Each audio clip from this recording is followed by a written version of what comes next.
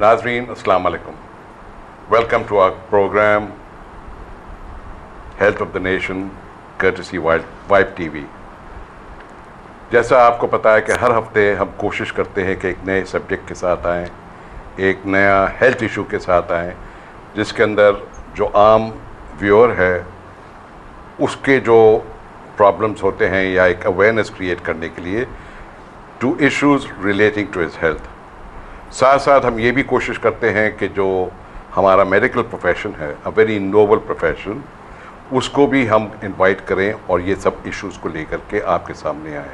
And then of course our focus is also on the government, the health ministry in particular, as to जब इतने पता है हमें कि हमारे इतने मिसाइल हैं, एंड हेल्थ एज दे से is the wealth of a nation end of an individual, तो इसके ऊपर क्यों इतनी कम रकम लगाई गई जाती है। इसी तरह से एजुकेशन भी है जो बहुत इम्पोर्टेंट एक अहम चीज़ है, उसके लिए भी बहुत कम हुकूमत रकम लगाती है। और जो एग्जिस्टिंग लॉज हैं उसको भी इन्फोर्स करने के लिए पता नहीं गवर्नमेंट क्यों हिचकिचाती है।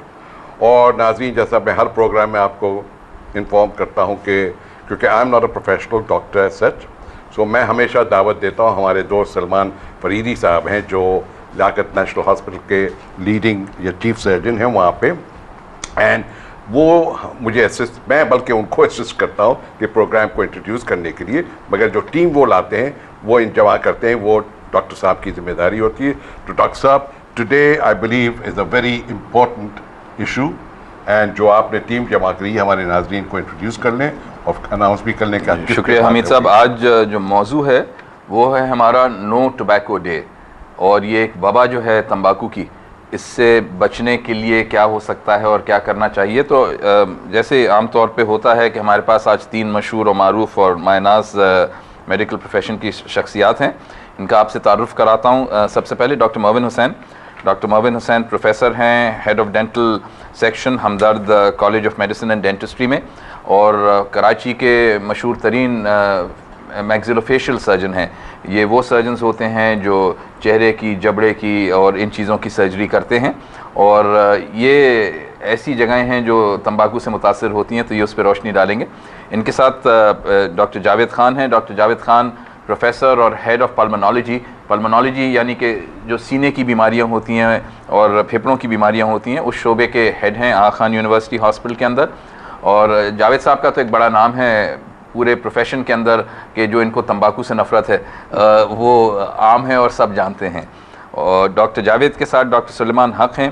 डॉक्टर सुलेमान हक भी आगा खान यूनिवर्सिटी हॉस्पिटल से वाबस्ता हैं, और ये वहाँ पे जो मेडिसिन का शोबा है उसके अंदर असिस्टेंट प्रोफेसर हैं। और डॉक्टर साहब से भी आज हम काफ़ी कुछ गुफ्तगू करेंगे तंबाकू पे, इसलिए कि जो एक आम आंसर है कि मतलब लोग समझते हैं कि तंबाकू सिर्फ फेफड़ों को मुतासर करता है, तो फेफड़ों को नहीं, जिस्म के और बहुत सारे अज्जा और सिस्टम्स होते हैं जो इससे ख़राब होते हैं, तो उस पर डॉक्टर सुलेमान से बात करेंगे। तो पहला सवाल हमीद साहब, आप बिस्मिल्लाह कीजिए। शुक्रिया डॉक्टर साहब। ये हमेशा मैं एक शुरू करता हूँ अखबार की कोई ख़बर या इख्तियार से। यहाँ पे एक है मेरे पास which is a health warning जो मुख्तलिफ अखबारों में छपती रहती है, and this is from the ministry of health, government of Pakistan. Sale of all cigarettes without the government approval, health warning given below, Urdu and English में, इज़ इलीगल।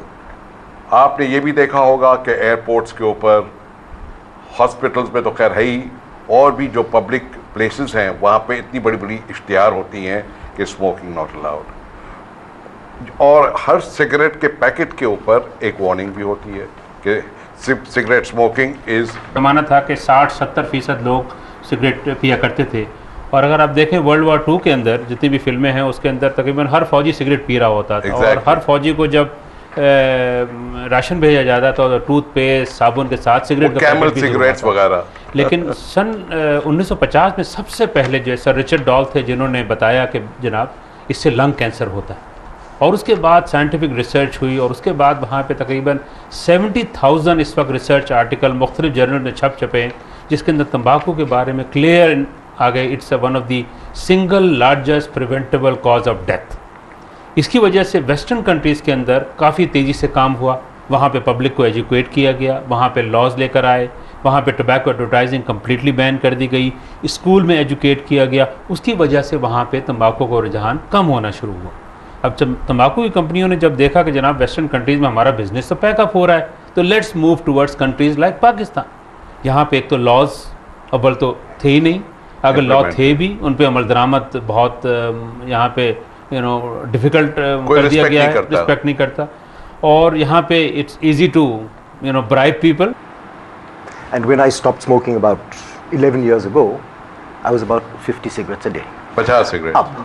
अब हैरत की बात ये कि I do head and neck surgery, cancer surgery. Exactly. अब मैं वहाँ पेशेंट को देख रहा हूँ, सोचने वाली बात एडिक्शन की होती है। I think it's not just addiction, it's also a mental block, कि अब एक लेवल प्रोफेशनल का एक लेवल है और मैं वही चीज़ कर रहा हूँ, तो ये भी नहीं कि मुझे नहीं मालूम, Knowing the dangers. मुझे नुक्ता मालूम है कि क्या होता है क्या नहीं होता है। और मैं वहाँ बैठा, मेरा एस्ट्रे भरा हुआ है, एक मरीज आ रहा है वहाँ, मैं उसके सर पर हाथ रख के बोलता, बेटे तो पान नहीं खा। अब ये सोचने वाली बात है, right? So it was a big challenge also. It was a challenge, and yet मुझे तो हंसी आती है कि मैं तो जैसे I used to stop smoking every night. Next day I'd start smoking again. And the day I did stop smoking, and it is purely mental, आपने जो वो बात कही कि जिस रोज आपको छोड़ना है टक छूट गया, और कोई ऐसी चीज नहीं है कि आपने 50 से 40 से 20 से नहीं होते होते हैं। I mean, I was a smoker and I just gave it up like that. और 30 साल हो गए फिर मैंने सिगरेट को हाथ नहीं लगाया, लेकिन वही वाली बात है कि I think if you want to give it up you can give it up. मैं जो सवाल करने लगा हूँ इनसे वो ये है कि अक्सर लोग अपनी सेहत के मुतालिक जो उनको कोई आप वार्निंग दें तो उसको तो दरगुजर कर देते हैं, सुनते हैं एक्टिव ड्रग है।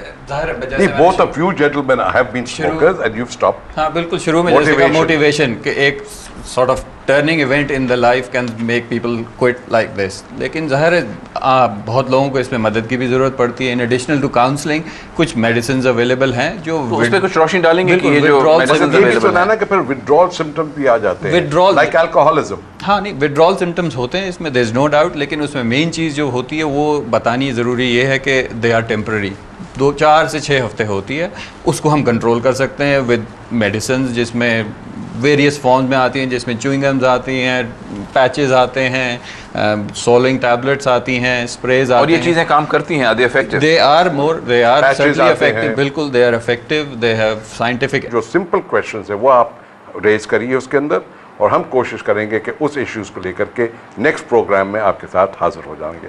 तो मैं अपना दोस्तों का, डॉक्टरों का शुक्रिया अदा करना चाहता हूँ, my friend doctor Salman also for helping me in these programmes, और उम्मीद है कि नेक्स्ट वीक आप हमें फिर ज्वाइन करेंगे on a very very important issue which is your health and the health of the nation. नाज़रीन, बहुत बहुत शुक्रिया आप लोगों का, एंड डॉक्टर साहब आप लोगों का भी बहुत बहुत शुक्रिया, एंड इंशाअल्लाह नाज़रीन हम फिर हाज़िर होंगे नेक्स्ट वीक।